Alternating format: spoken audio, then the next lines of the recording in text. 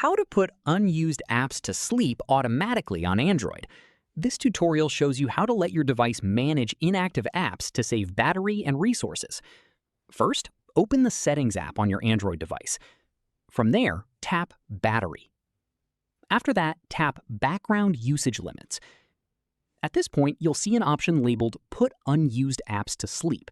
Make sure the toggle next to it is turned on.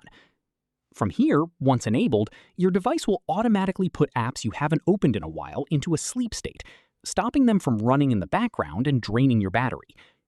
Following this, scroll down and you'll also see a Deep Sleep Apps section. Apps listed here are ones your device has already identified as rarely used and placed into a deeper sleep state where they use virtually no resources at all. After that, if you want to manually add an app to the sleep list, tap Add Apps under the Sleeping Apps section and select whichever ones you want to put to sleep straight away without waiting for the system to do it automatically.